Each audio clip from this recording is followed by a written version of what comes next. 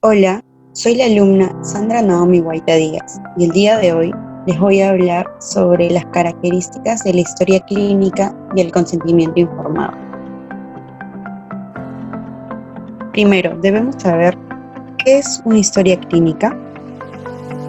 La historia clínica es un documento médico-legal. Esto debido a que no solo refleja la práctica médica o acto médico, sino también el cumplimiento de algunos de los principales deberes del personal sanitario respecto al paciente.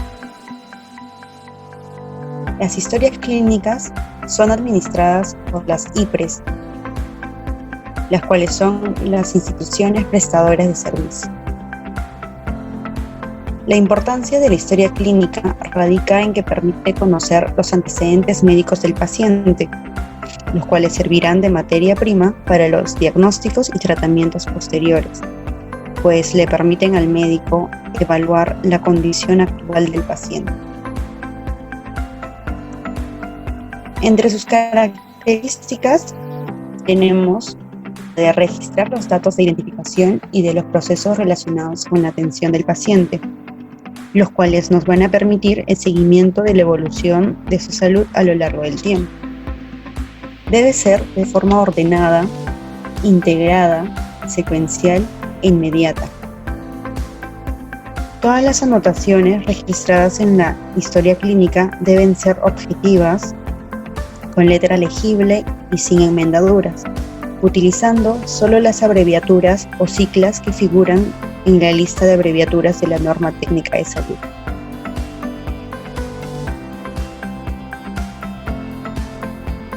Debe ser confidencial y no divulgado.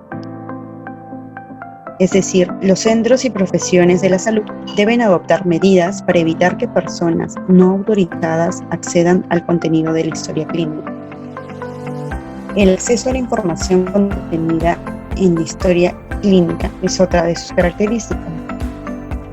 Aunque debe preservarse la confidencialidad y la intimidad de los datos en ella reflejada, debe ser asimismo un documento disponible, facilitándose en los casos legalmente contemplados su acceso y disponibilidad. Veracidad de información. Las historias clínicas deben caracterizarse por ser un documento veraz. De no cumplir con tal requisito, puede incurrirse en un delito tipificado en el actual Código Penal como un delito de falsedad documental.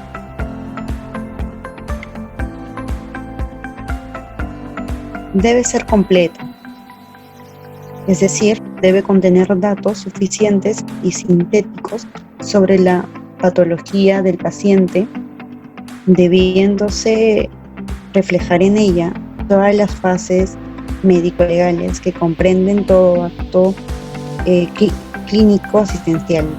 Asimismo, debe contener todos los documentos integrantes de la historia clínica, desde los datos administrativos, documento de consentimiento, informe de asistencia, protocolos especiales, entre otros.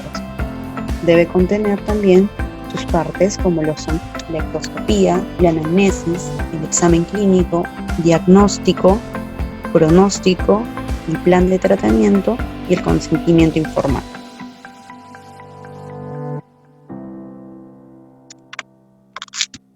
Debe tener un carácter de unicidad. La historia clínica debe ser única para cada paciente, ya sea dentro de un establecimiento asistencial público o privado. El ordenamiento de los formatos de atención en historia clínica deben realizarse cronológicamente. Esto debe ser considerando primero las últimas atenciones realizadas y las más antiguas, al final, de la carpeta en concordancia con las fechas de atención, las cuales deben estar foliadas de manera correcta.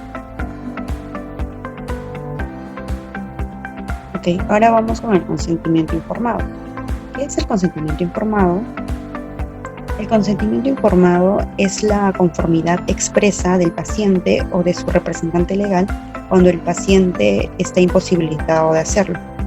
Por ejemplo, en el caso de menores de edad, de pacientes con discapacidad mental o estados de inconsciencia, entre otros, con respecto a una atención médica quirúrgica o algún otro procedimiento.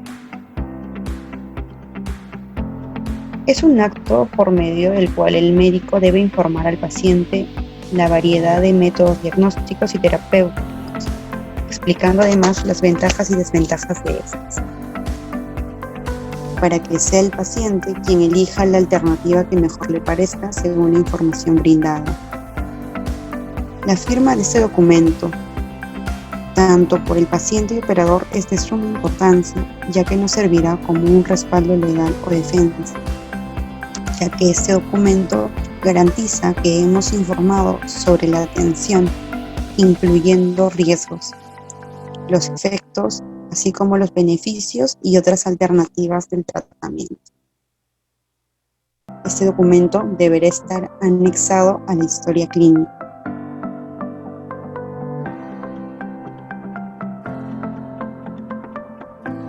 Ahora vamos con las características del consentimiento informado.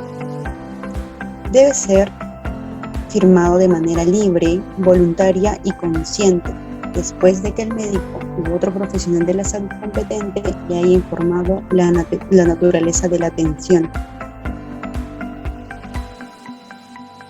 Es decir, los sujetos deben decidir libremente someterse a un tratamiento o participar en un estudio sin que haya persuasión, manipulación ni coerción. El paciente debe tener la capacidad de tomar decisiones. Debe comprender la situación a la que se enfrenta, los valores que están en juego y los cursos de acción posibles con las consecuencias previsibles de cada uno de ellos, para luego tomar una decisión. El carácter voluntario del consentimiento informado es vulnerado cuando es solicitado por personas en posición de autoridad o no se ofrece un tiempo suficiente al paciente para reflexionar, consultar o decidir.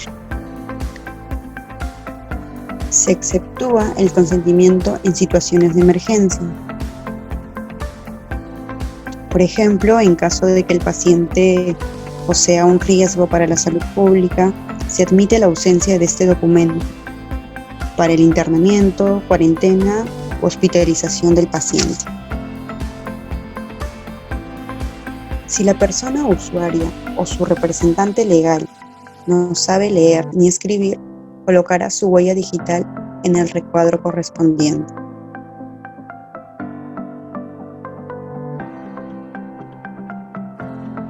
En conclusión, podríamos decir que la historia clínica es el documento médico por excelencia. La elaboración cuidadosa y exacta constituye un documento probatorio invaluable en caso de cualquier acción judicial o administrativa. Sin información previa no puede existir un consentimiento válido y eficaz por parte del paciente. El consentimiento informado en personas con incompetencia mental deberá ser aceptado o rechazado por su familia más cercana.